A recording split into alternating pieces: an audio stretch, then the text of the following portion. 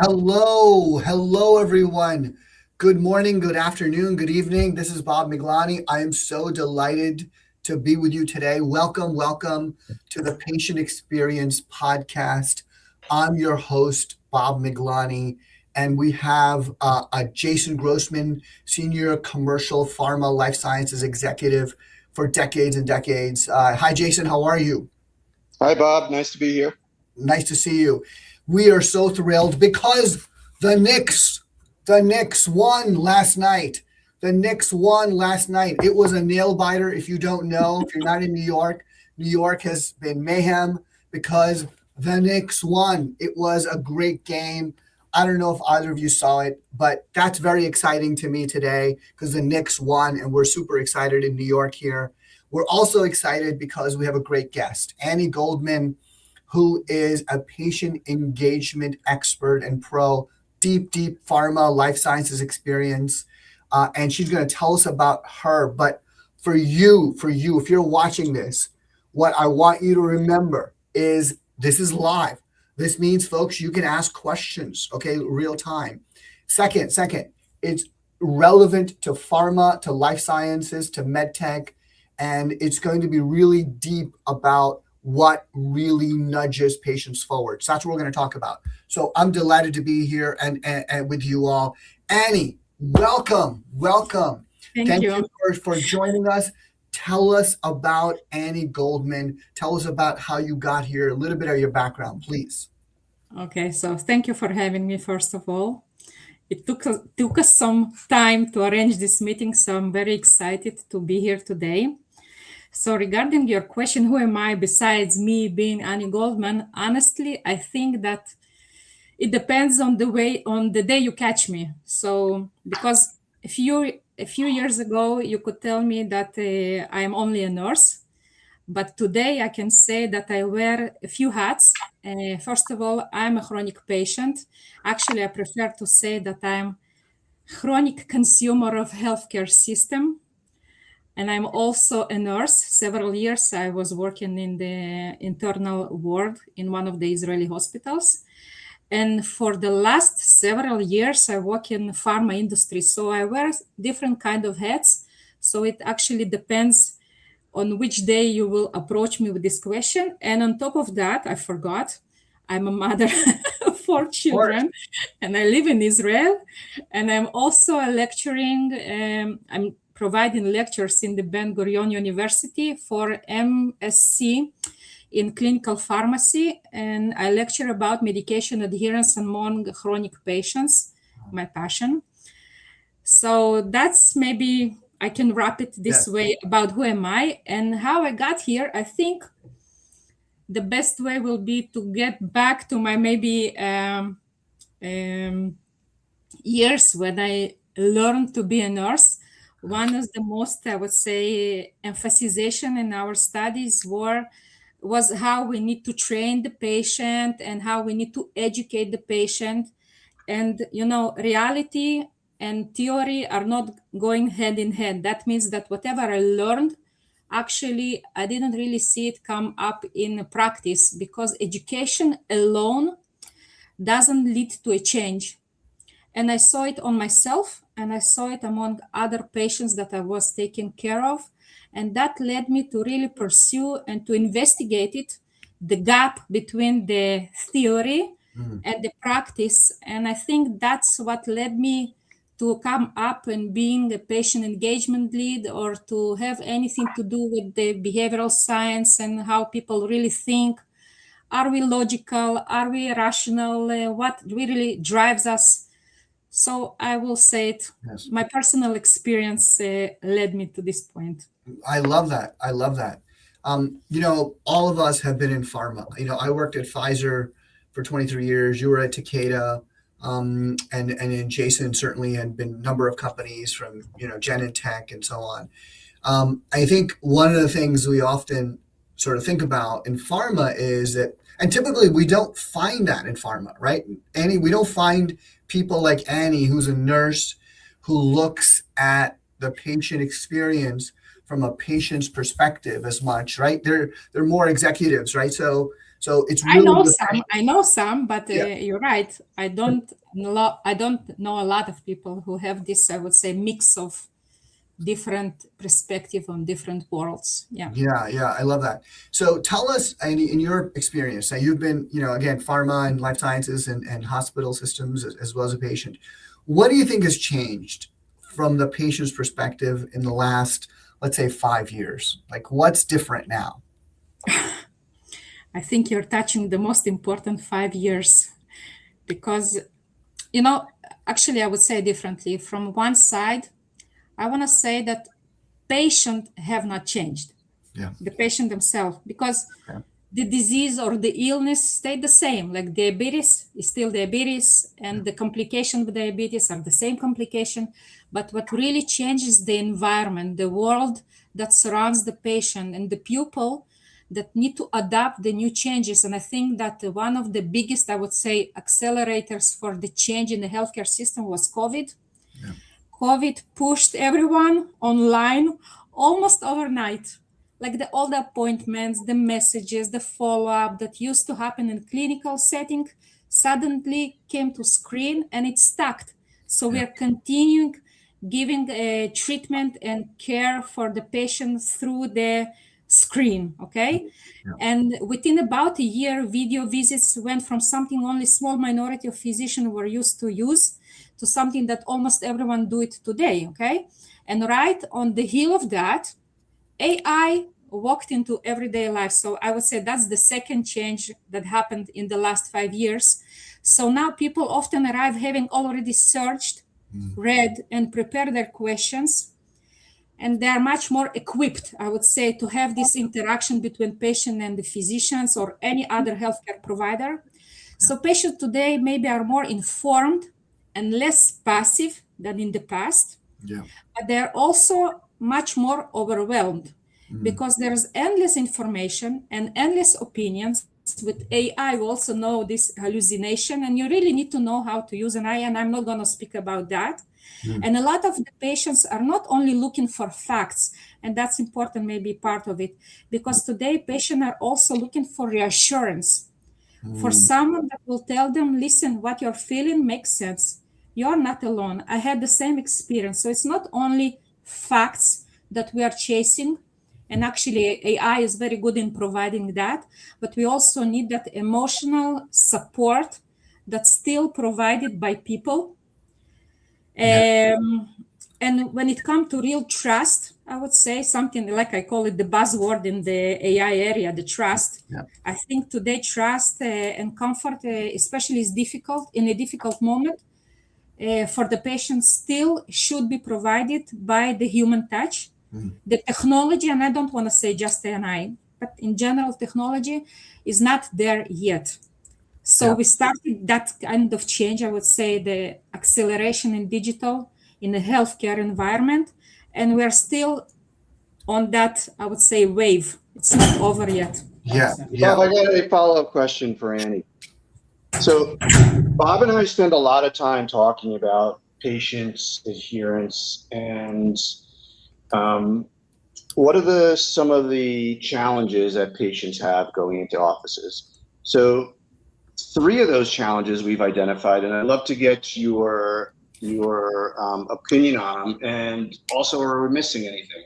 So financial, clinical, and emotional challenges patients have as they walk out of offices after talking to a physician, getting a diagnosis. So I'd love to hear your thoughts on those 3 and if there's anything that we're missing.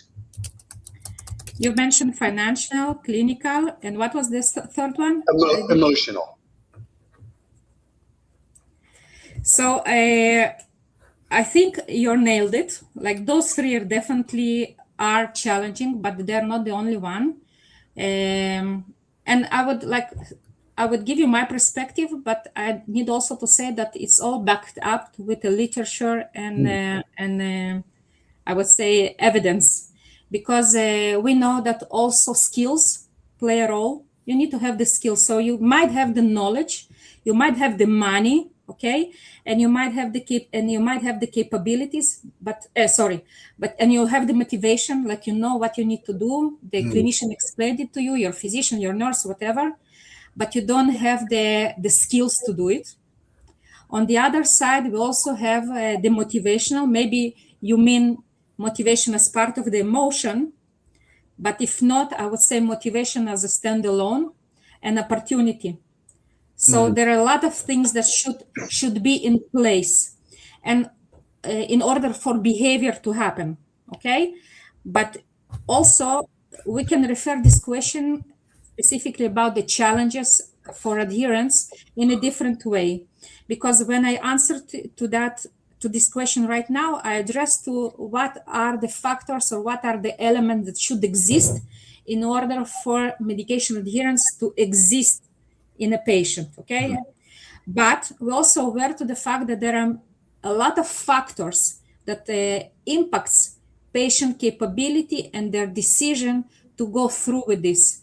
And we divide it to 5 dimensions. Actually, it's a very, I would say in my area, it's a very well-known model to divide different factors into 5 sub-dimensions. One of them will be socio-demographic parameters of the patient. Actually, they don't really impact on patient adherence, but they are there.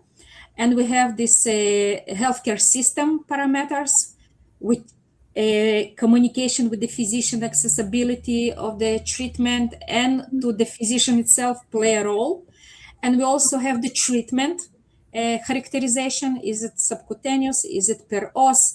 Does it have adverse event, lack of effect, when it kicks in, the stigma that goes with it, and etc. And we have the illness perception. Is it asymptomatic versus symptomatic disease, life-threatening or not life-threatening disease, and other dimension of illness perception? And we have the patient cognitive parameters, which relates to patient beliefs, expectations, previous experience, assumptions, and etc., which for me are the most important challenge, okay? The most important factor, which is the most difficult to handle, to approach, or to really to provide, I would say, effective intervention. Because when you look at non-adherence, you can divide it into intentional and non-intentional non-adherence. And intentional non-adherence is the hardest, I would say, nut to crack. If I use the correct English, sorry. Yeah, no, that's right. That's right. But so let me ask you, Anny. So in pharma, do people today are they approaching patient adherence, patient starts in the right way? I mean, you've outlined a pretty robust framework here, right? And my sense is that in pharma, people are not that deep into this. They're kind of like, because then we would have, patient adherence programs that are effective, and we don't today. So like, how do you think pharma is viewing patient engagement starts as well as, abandonment and adherence and so on? How are they viewing it today, and how should they be looking at it?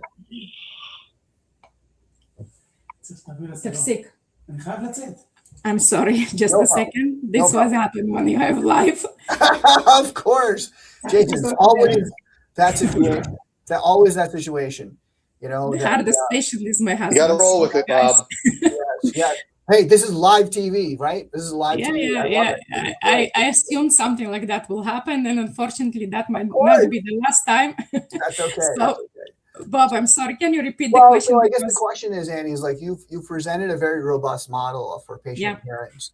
The question I have is, I don't know if pharma is thinking that deep about it. So executives in pharma, how should they be looking at it? Because right now, what I see are pretty basic patient support programs. A call center, a brochure, just basic support. And the truth is that it's very deep. It's a lot more nuanced, as you explained. So how do you think pharma executives who are watching this right now, pharma leaders, what should they be looking at when they evaluate, or what should they change, Anny? what should pharma leaders change in the way that they design patient engagement programs? So,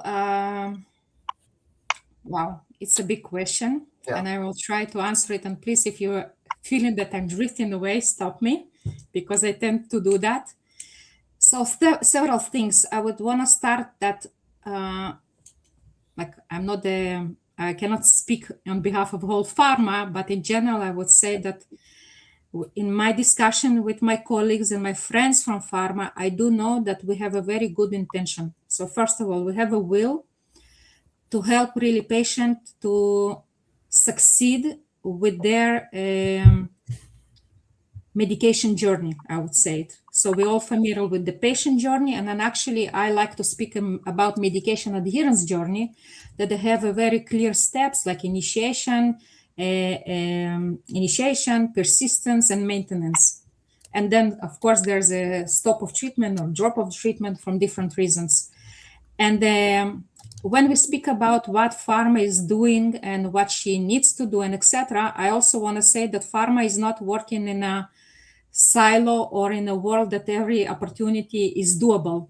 We have regulations, we have strategy, we have local rules, we have different kind of treatment, different countries that have all of that mentioned above, different landscape, I would say, that provide that help us to provide patient with the support. So there is a lot of differences, and we are striving to do something that is really scalable, something that we can provide to all of the patients. So I would say there is a lot of challenges that pharma needs to deal with. So I just want to put it on the table, because it's not because we don't want to. It's because so many things restrict us from doing that. But let's assume that we could do everything, okay? Let's have this imaginary world. I do think that we need to focus. If the problem that we want to solve is medication adherence to treatment for long term, if that's the problem, because there are many things that we can solve or try to solve in patient services. But if we are focusing specifically on medication adherence, then we need to do medication adherence journey to understand what are the factors that impact patient decision to take the treatment at that specific moment of time. And we need also to remember that those factors change over time, over the journey. The factors that impact patient decision at the beginning are not the same after half a year or after a year. The factors are changing, but the patient always re-evaluates his decision about taking or not taking the drug. And you can tell me, Anny, but what about the habits? Habits creation. Patients who take treatment over years, don't have habits? They do. They have habit. I don't know how strong that habit is, but when we do something that we are not choosing to do, and we are not choosing to be patients, we are not choosing to be sick, and we imposed to take treatment, it means that I will always ask myself, do I really need it today? Can I skip it? Can I postpone it? So those questions are always in my mind, maybe not on an everyday basis, but every time changes happen in my life, specifically in my healthcare status, I will ask this question again. And that's why when I think about pharma and what we should do, we are very good in starting things, like we are in sprint. For example, health apps, right? Constantly making health apps to help patients in their diabetes journey or whatever journey they are. But I think you said this earlier. So, those kind of, interventions and support programs may not be so effective because some patients, may not like it. I mean, can you give us some examples, Anny, where you see the disconnect between, the kind of journeys that we're building in pharma to what the reality might be? Yes, I can give you examples without naming anything, any company and etc., but it's all online if you want. But before I give you a specific example, I just want to also tell you that because I started to answer your question about it, and I said that we are very strong to start something. Yes. We are launching on patient on the beginning. We are helping them with the costs. We are helping with the access. We are training them and etc. but over the time, the support diminish. Okay, and for a second, I want to compare it to maybe to oncology patients. What happened with oncology patient that I would call it got cured from the disease? He becomes the recovered patient, I will call it. Maybe it's not the very correct English to say this way. I know there is a terminology that goes with it, but sorry, I forgot it for now. Yeah. But what happens in our life is that we support the patient while they are sick. Yes. And when they recover, the support vanish. And even the expectation of the surrounding from our work, from our family is like, you are survival, like you don't have the disease anymore. Start acting like you are a regular person. Yeah. But actually, in that point of time, patients still need a lot of support. The same happened with the medication. We give the support in the beginning, but we diminish it after a while. And I think that drop of treatment and discontinuation of treatment doesn't happen only in the first 6 months. It continues to happen ever since, maybe in different range, but it's still there. And for example, I will tell you, one of the patient support programs that I was participating as a nurse back old days is that we came and we only trained the patient. Like the patient received injection for self-injections for self-treatment at home. And the whole patient support program was to come to train him, to give them the skill, to give them the brochure. Right. And that the belief was that knowledge and the skill is enough. So maybe it's enough to get the first step to start something, but it's not enough to maintain it. And my main point is that we need to be there for the marathon as a pharma to support the patient, not just in the beginning, but through the whole their journey. And we need to create, I would call it a maintenance touch points. I like that. No, I think it's very powerful. So let's talk about some examples, Annie. What worked, what didn't work? And what have you seen as examples in terms of, patient support programs that are, we talk about apps, for example. We know that, some apps are very effective and others are not. And I think you mentioned it when we spoke about this notion of rational versus irrational. We have in our boardrooms, in our conference rooms in pharma, we're designing beautiful presentations and we're talking about this amazing investment that we're making in an app that would help patients do something. And it's very rational. Everything sounds very logical. And, and then when it goes to the real world, they fail. And so because patients are irrational, as you said. So talk to us about some examples. Annie, can you cite some examples for us? Share some stories. Yes, I can share some stories. So I'll give you an example. So before the example, I need to say something about apps, because apps has its pros and cons. Yes. And it has a limitation because apps today, most of them, I would say most of them, are one-way street. Like the patient required to fill in some kind of data. And I speak about apps. Some kind of data that relates to him, and he gets some kind of output. Okay, sometimes also depends on the feature of the apps. One of the most, I would say, profound feature of the apps, and that's actually how all the healthcare apps started in the adherence area, is apps that remind the patient to take the treatment. Yeah. So let's, for example, take this feature that calls reminders, okay?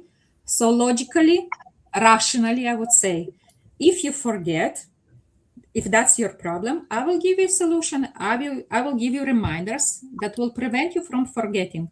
Logically, yes.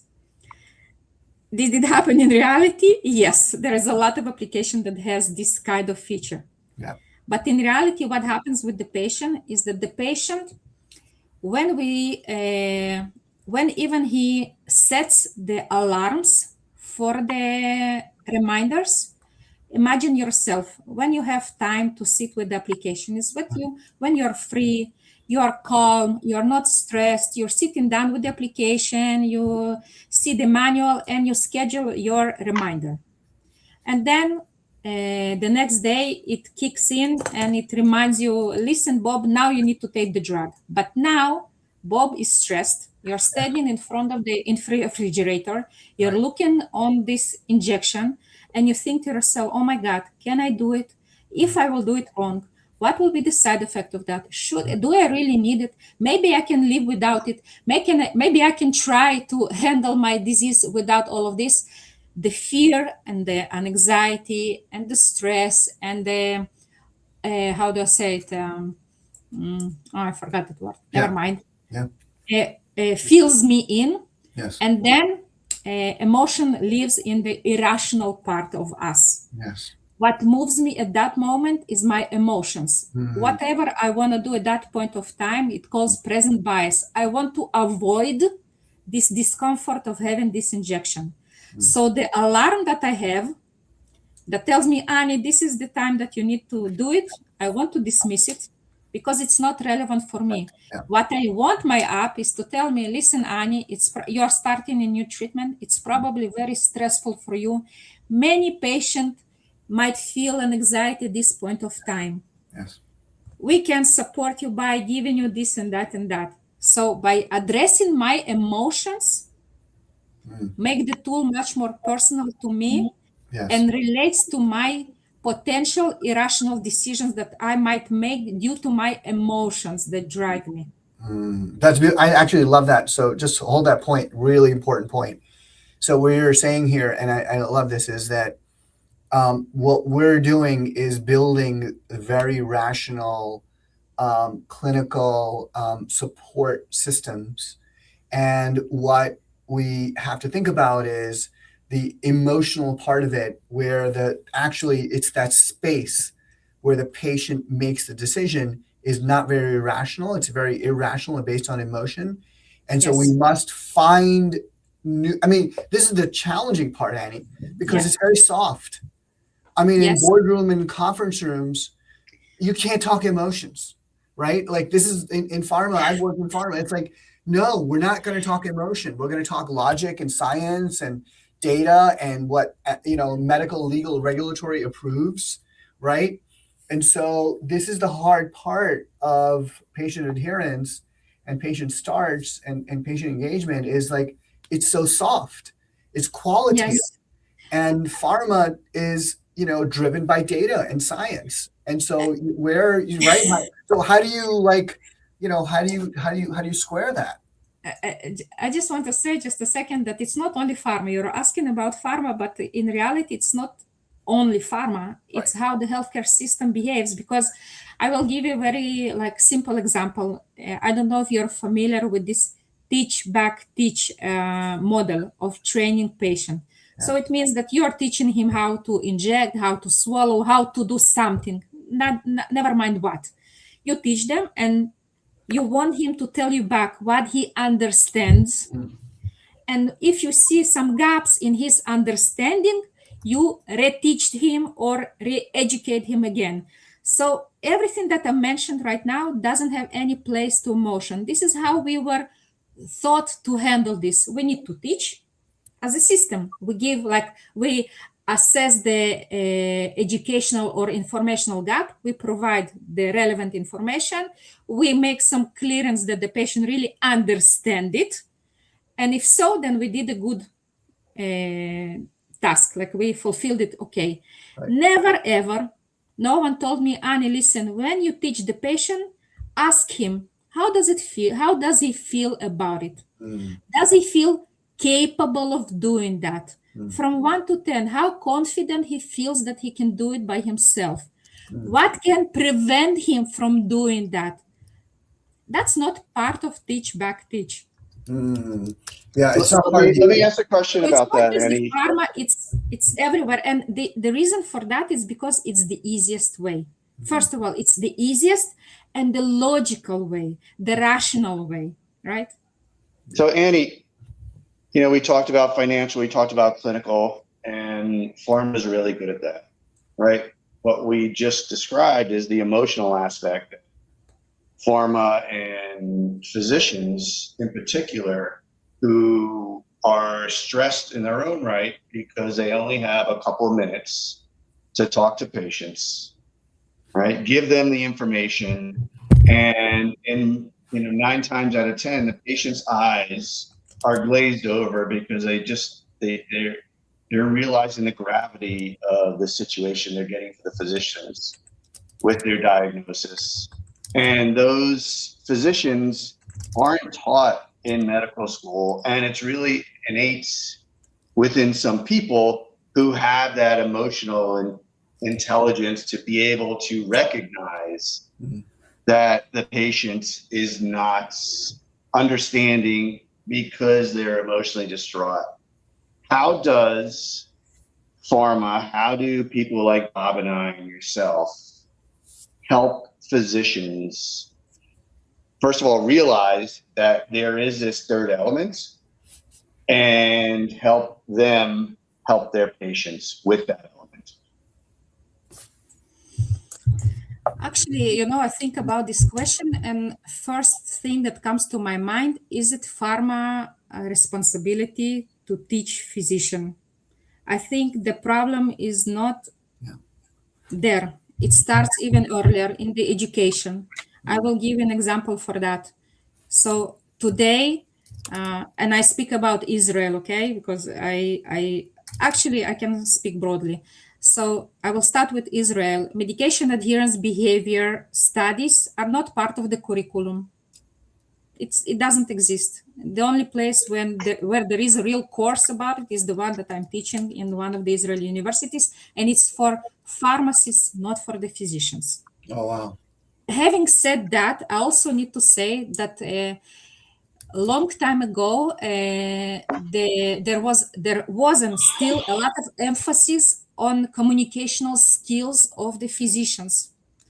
A lot of, I would say, simulation training, how you handle different challenging situations with the patient. So there is a realization in the healthcare system about the communication skills that are required. So you're not only expected to be professional physician that knows to do the diagnosis and provide the accurate treatment. You also expect it to be much more empathic, much more active listener with emotional intelligence, and etc. And this is something that is already taken, I would say, even not now, as I told you, a long time ago, it was already implemented. It's still part of the curriculum of the physician.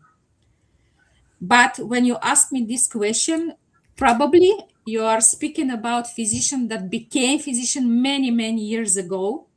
And now how we assess them or how we help them. Yeah. Maybe so I would say maybe it's a bit controversial, but I think it's maybe easier to change patient's aspect or patient role in the physician-patient interaction that will lead to different reaction from the physicians.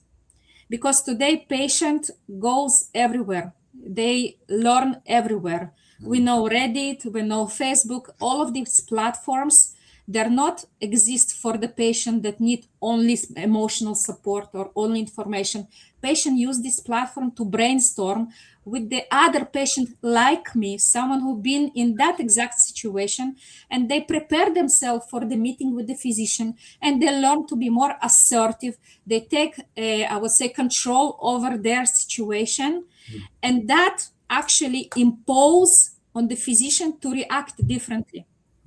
So maybe through the patient, the physician will adapt because he's also human, yes? We are all humans. And we adapt ourselves to the communication styles that in front of us. Yeah. So you're seeing is that you don't think doctors can change per se, but they can be They nudged. can, but you ask me how pharma can. Yeah, pharma can't, yeah. No, I'm not saying it can't. We can try everything, but I don't, my answer lies on the assumption that I don't think that it's pharma's duty to teach communication for the physicians. Yeah. I'm not saying we can't. I think we can. First of all, we can intend everything. We can how do I say it? We can recognize physician communication as a problem that pharma wants to solve, needs to solve, think to solve somehow. Then we will still think about the strategy and the tactics to do that. But it's not the focus to teach physician communication. I think that's the role of the education of the country and etc. So forever, pharma has been enabling physicians through marketing efforts to help educate their patients. Although they're not teaching them how to educate, they're enabling them through the literature. And having spent many years in the field and given out many patient brochures, in every office you go in, there's a brochure for every disease state you can think of. Annie, why do you think pharma hasn't kept up with? Repeat the last sentence, I couldn't hear it. So why do you think pharma hasn't kept up with the change that the patients have gone through since COVID, the education that they're giving themselves, and the websites, the Facebooks, the Reddits that they're going to, where it could be you could find the opposite of every argument, no matter what argument it is. But why hasn't pharma kept up with helping the physicians to educate, where it's still just a brochure in most cases? I'm not sure that it's entirely correct. We also, pharma invest in digital, I would say, solution, not only for patient, but also for physician. It's definitely there. But pharma, as I mentioned previously, restricted by many other, I would say, restricted by the regulation and the legal parts, and the fact that we need to be factual with the physicians. There's like a real, not mantra, but there's a way that we need to communicate with the physicians so that it will be ethical and compliantly from the pharma perspective. We cannot say things that might perceived as not ethical or not morally from I'm thinking more from a tool perspective, right? We've given them brochures more from a tool perspective, right?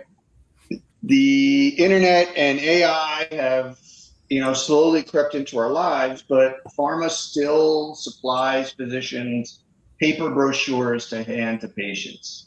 I'm not sure. No, I'm not sure about it. It's not, it's from my experience, I'm not working directly with the physicians, so it's a bit hard for me to answer, but from my knowledge, we are moved from brochure, because brochure is a hardcore solution for patient, and it still exists because the patient needs it also. There are patients who are not digitally oriented, and it's still required to provide them this kind of way of conveying information. But there are also digital tools that provide it to physician. I can give you many examples for that. We have we have different websites for physician only that have different tools that support them to educate patient in much easier way. Because, for example, today we consume information more in a video way, in a podcast like we're doing right now, less by reading articles. So we also provide this kind of solution to physicians that will support and help them to convey their message to the patients. But I want to say that the way I articulate my question was from your prior question. Your prior question was related to how we help physicians to be more emotionally oriented when we communicate to patient. That part I still think is missing. We can provide, and we do provide with physician with different channels, with different tools to convey clinical information.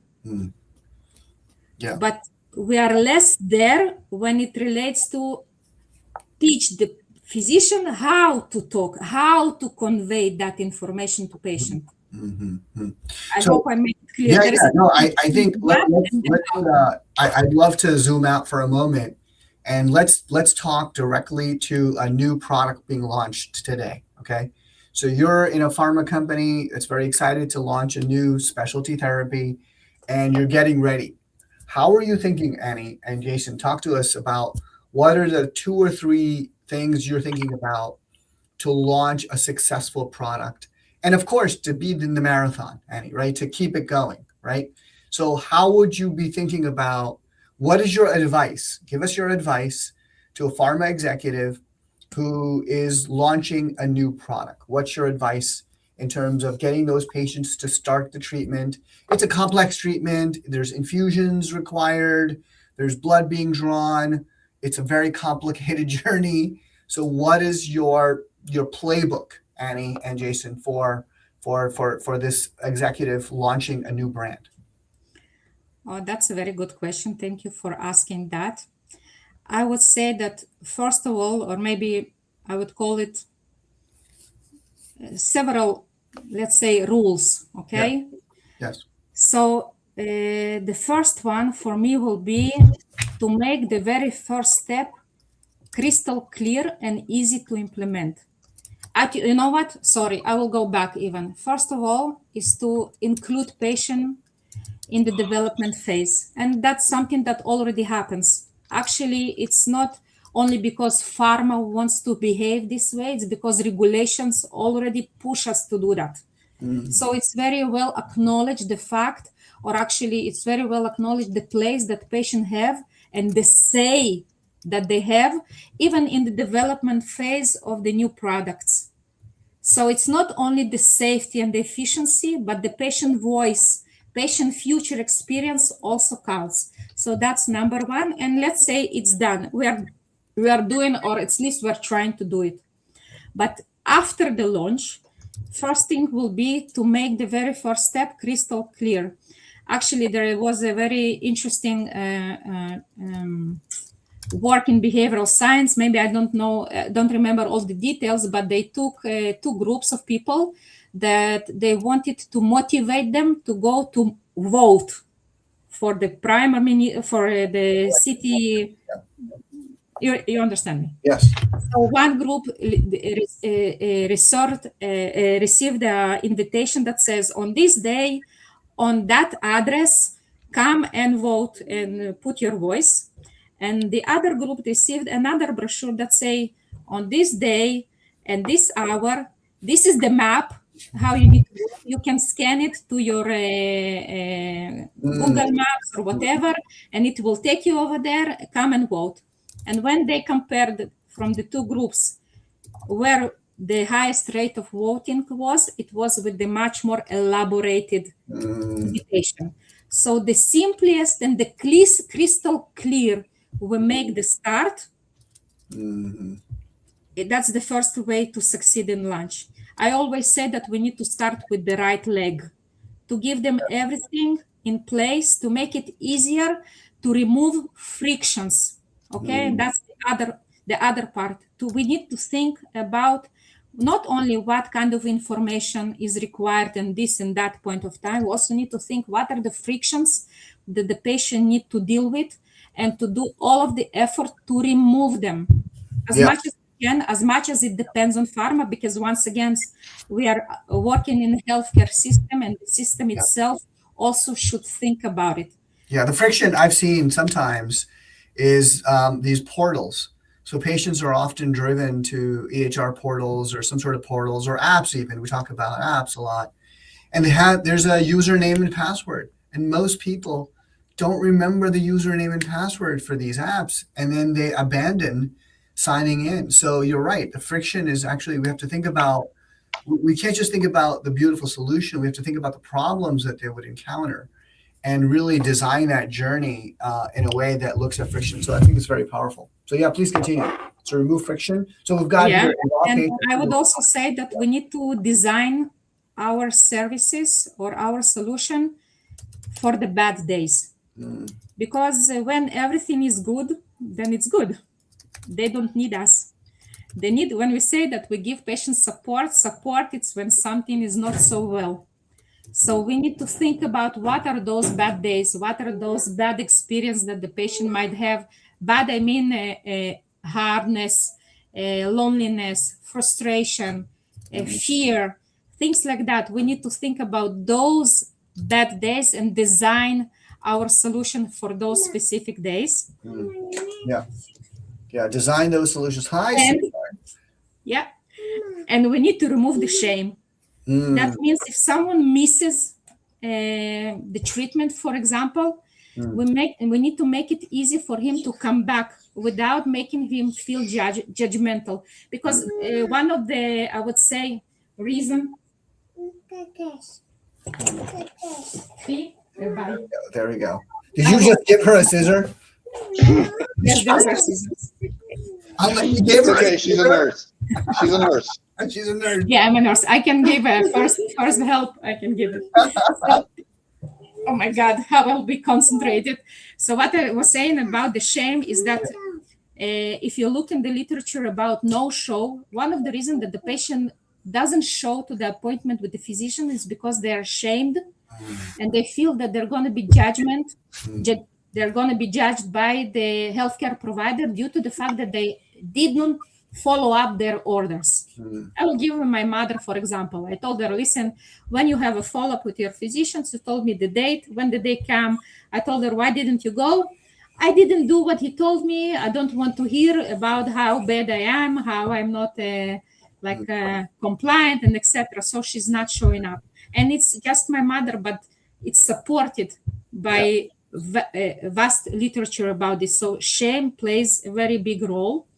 And the last one I would say is that keep a real person within reach for the moment when it gets bad, because today we're all into digital, we're all into AI.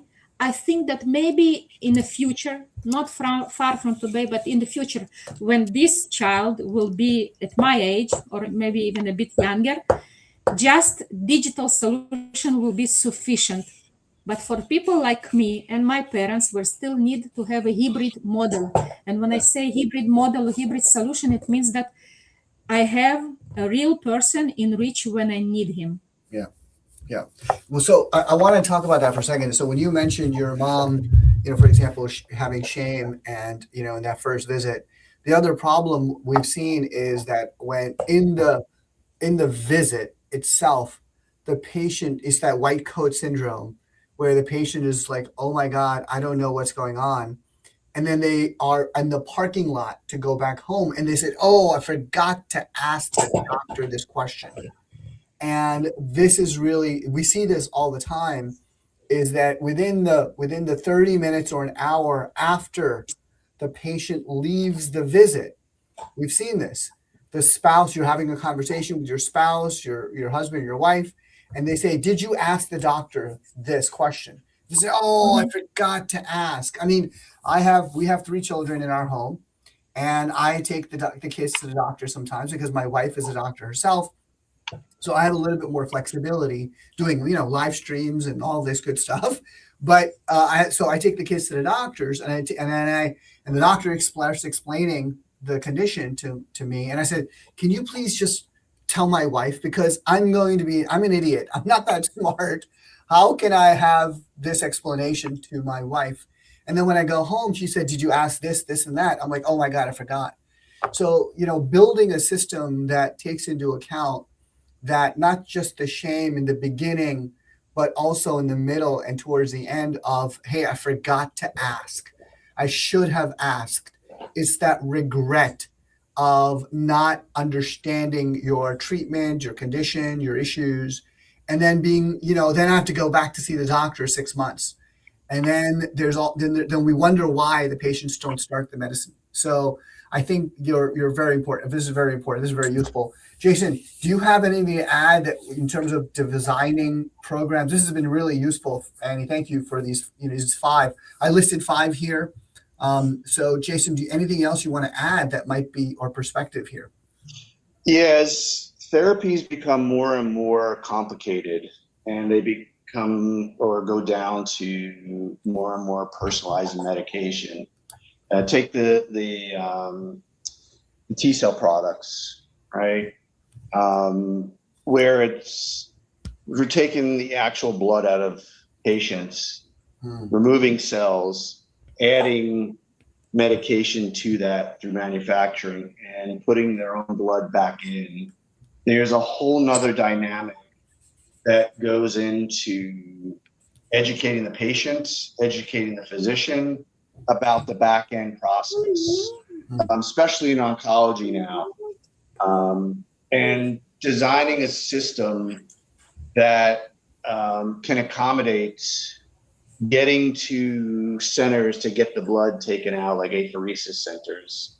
Yes. And going along with what Annie said, knowing what the challenges are that are going to be for not only the patients, but the offices, having to schedule those patients across many visits, and the communication piece that has to be put in place by the manufacturers, the pharmaceutical companies, to help not only the office, but the patients understand where their medication is in the patient journey process, and if it's actually can get back to them, and the medication be put back into their bodies.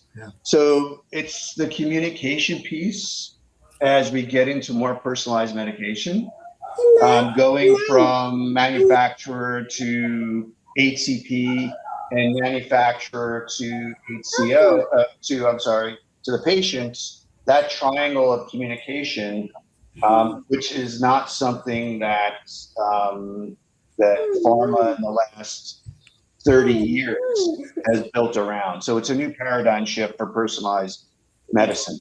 Yeah, and you know what you say is, Jason, I think very important. Doctors are being overwhelmed themselves.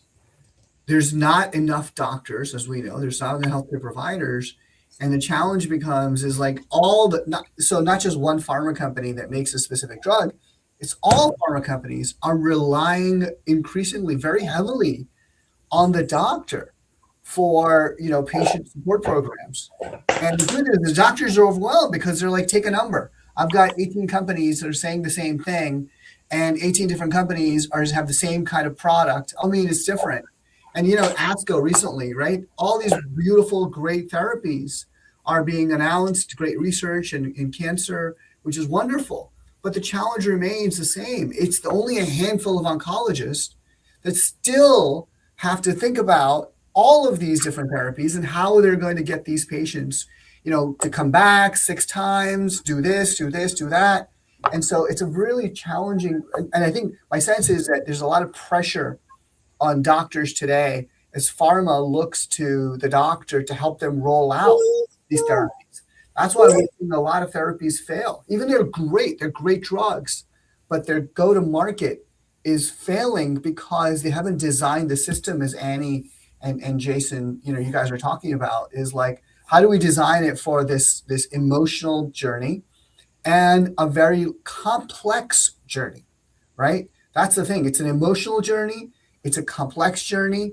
It's not just an information problem, right, Annie? So we have a lot of information today, right? Like you said. So tell us. So if I zoom out here as we close up in the next few minutes, I want you to give some advice. I want you to tell a story. Annie, give us a story. Give us a piece of advice for the pharmaceutical adherence. Let's focus on adherence. So we talked about launching, and we talked about that framework. What would you say is the framework if, let's say, a patient stops taking their medicine in month 7, month 9? I don't know. Let's pick a month. How should a pharma executive be thinking about designing a program for adherence? I mean, I know it's a very broad question because you have to really go deep in the therapies and understand the journey a little bit. But give us a little nugget that might be useful for a pharma manager designing an adherence program today. So if I will be treatment and therapeutic agnostic, Yes. just speaking generally, Yes. I think that the way that I would say the change that happens today in the healthcare system with all of the AI supporting tools like AI that helps the I forgot the name to make a recognize the patient who might have sick, like how do I say it? Probability, The prediction. Yeah, Yes, prediction. sorry. The predict. Yeah. Came from my head. So Yeah. the prediction, when we speak about prediction in a clinical world, it means that we will be able to take patient different parameters of many patients, regardless how it's done. I'm not gonna deep dive into how, but in the end, the system can flag out the patient who potentially might get sick from that disease, and it will put her effort into preventing that.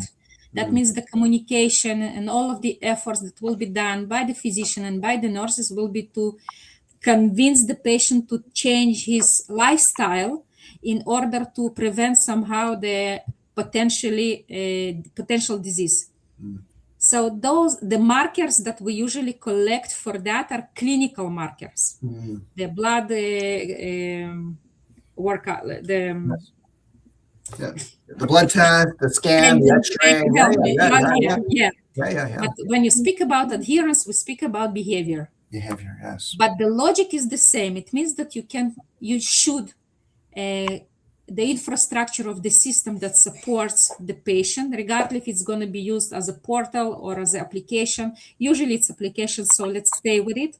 Should be grounded on a solution that can collect patient behavioral, I would say, scrums. And to calculate it into prediction of the future patient behavior, which means drop of treatment. Doesn't matter at which point of time.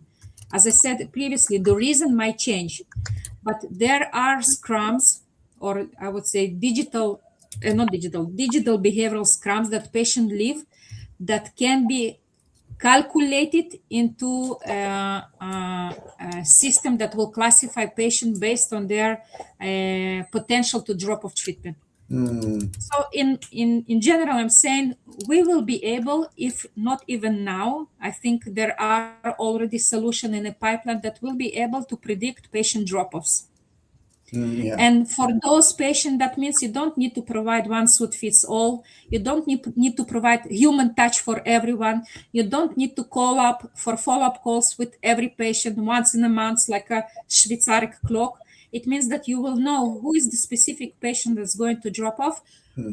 You need to attend him proactively. And that's maybe another switch that should happen. And the systems and the technology enable that, is that we will become much more proactive, reaching out to patient, and the treatment will become between the visits.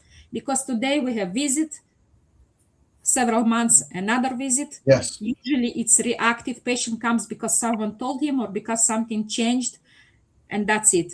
Yeah. And it's going to be more between the visit, more proactive, but not blindly for everyone the same. It's going to be proactive due to those predictive tools for patient behaviors. Yeah. No, that's actually, I see that as well. In some of the work we're doing, we're looking at, why patients are dropping in certain months. And so what we're trying to do is to look at designing interventions. We know it, right? So the data are there for certain products that have been on the market. Let's say there's a 9-month, drop at some point. So then months 6, 7, and 8, there has to be some priming to the patient, which is like seeding certain triggers or certain messages, so that to alert the patient to be aware of that potential behavior that makes the patient drop off on month 8 or 9. So that's the way we're thinking about it. I think what you're saying actually is pretty simple, and it's already, at least I would speak about myself, it's part of the way I construct patient support services in the past, even so, because this is exactly what I meant when I say patient adherence journey. You need to take the patient journey on the treatment and to understand where going to be the pain points that will make him drop. So in the beginning, I will give you an example. If there is a treatment that kicks in after a month of treatment, you need to, that means that there is a potential that if the patient doesn't aware of that, doesn't remember that, or didn't understand the message, after 2 weeks of treatment that he expects to see some kind of result and there will be no result, he might drop off and say, it doesn't help me. And I know this kind of patient, I've been there. That means, as you said, we need to say, okay, this is gonna be a reason for drop off. That means we can prevent it by setting expectation in the beginning. The same goes, for example, after half a year. And I will speak from personal experience, okay? Personal experience, that's very important. I was treated by, I told you I'm a chronic patient also, so you don't see it on me right now, but I was obese person. And I was treated with GLP-1 injections.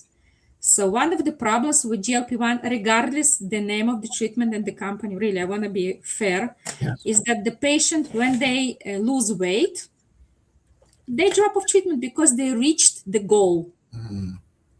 So you know that usually it takes X months to lose that weight, and you know that after that, you can expect drop off. Yes. And that means you can prevent it by having a discussion with the patient. Not lecturing them, but have a discussion about what are his things, what are their goals, how he wants, how he thinks to keep it. What is the role of the treatment in those goals? What do you think about the treatment? Do you think you need to continue with that? What are you afraid of? So those kind of questions that are based actually, let's say, on a motivational interview.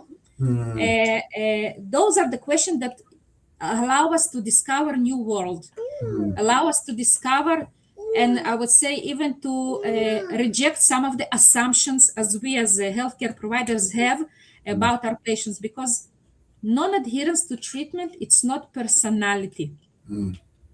It's not like this person is non-adherent and that one is. It's not a genetics. Medication adherence to treatment is a dynamic thing that happens and changes all the time among all of the patients. Today I'm very adherent, today I am very not adherent. Depends on my surrounding reality. Yes. So in that case of the GLP-1 that you mentioned, I think is a very interesting case because it's not just about weight loss, but also about diabetes sometimes. Certain patients It's just an example, but same yes. thing. Yeah, no, but I'm saying is on GLP-1s, you lose weight plus your diabetes, your A1C might be controlled. And then you lost weight, you say, okay, I feel good, I feel fine. I can come back to diet. I can Yes, go diet. Yeah. Right. And then their A1Cs go out of control. Right. And then of course their weight. But this is a very important point, is that there's a silent, sort of drop off, there's quiet quitting. And this is a serious problem to address. But Bob, it's outside of lifestyle drugs. Yeah. Lifestyle drugs, you get to see the results. But outside of lifestyle drugs, where you're not necessarily seeing like cholesterol drugs or heart medication, you're not feeling the effects. And that's what Anny talked about. Oh, I don't need this because I don't really know what's going on. The numbers say it's working, but is it really the drug? Right. So actually, it's not just the lifestyle. I think the point here is I mentioned previously the dimension of the disease. When you have asymptomatic disease, the need for the treatment is low. It doesn't exist. That's why we say that the hypertension is a silent killer. We don't feel it. We don't think we need the treatment for that because we feel well and there is no need to take the treatment. Versus psoriasis, for example, which is a disease that impacts our self-esteem and it's shown to everyone. So the need is very clear. So the decision is driven by the equation of the necessity versus concern. And it's not my invention. It's Professor Rob Horn model, but it works because I practice it every day on myself, actually. And I see it among the patients that we are taking care of. I'm not saying just in pharma, but I told you I'm lecturing in the university, and we are having real patients in the project. So I'm telling you, it works. Well, I want to kind of wrap up here.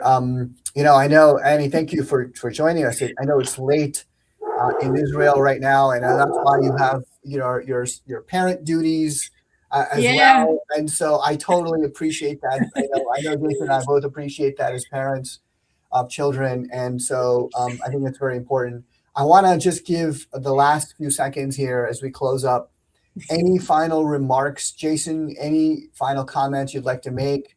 I think it's been a really interesting, great conversation, but give us your advice for pharma brand managers launching a new product today or struggling with adherence. Give us your quick advice, and then I'm going to turn it to Annie, and then we'll close up. Sure. Thank you, Annie. It's been truly insightful. And I just want to echo what Annie talked about. I think going into building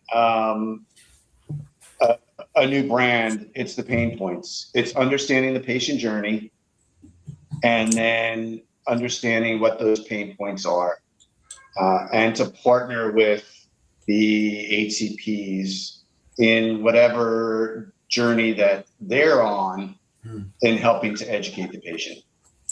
Yeah, no, I love that. And for me, and I'm going to turn it over to you just to say, Annie, what are your final thoughts? But what I learned today was fantastic, Annie. Thank you.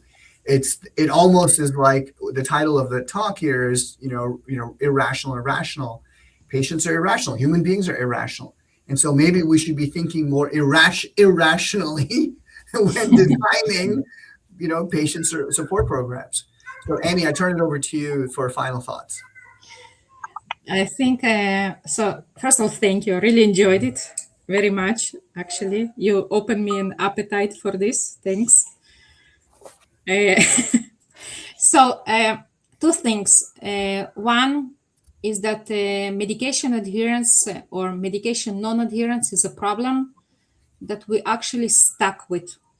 It's something that was exist from centuries, actually, and studied profoundly in the last 100 years, last era, I would say. But the numbers don't change.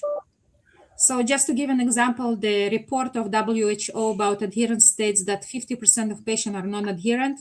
If you will look at the last research in the area of medication adherence, you will see most or less the same numbers. That means that we are not really moving the needle. That's something that we need to think about. It's like technology moves forward, everything moves forward, AI, whatever. But when we need to do something that relates to patient behaviors, we a bit stuck. Yeah. That's number one. And number two, and I think that's maybe one of the things that I want all of us to think and remember, is that non-adherence, I call it another pathology, because it's not a pathology, but it's a manifestation of behavior. But we should treat it as a disease. We need to be able to assess it. First of all, to acknowledge it exists. It's a disease that we need to treat. We need to be able to assess it, to give a differential diagnosis. That means not only that my patient is non-adherence, but what kind of non-adherence you have: intentional, non-intentional, instrumental, and what are the reasons for that? What caused it? What is the root cause of that? So having the full assessment and having the tools to do the intervention, because I think we're still, in some cases, we are not assessing it correctly. So how can we do the intervention? So we're trying to give the tools to the physician, to the patient, whoever, but we need, first of all, to be aware to the problem and to be able to assess it correctly, and then to have the tools. And last thing is that non-adherence exists among every therapeutic area, among every treatment, regardless if it's subcutaneous injections, if it's infusion, or even if it's a per-os treatment. Because many times in my life, I was asked, why per-os treatment has adherence problem? It's just a pill, you need to swallow it. What's the problem? There is. There's a problem. Yeah, no, that's absolutely right. And there's a lot of work to be done.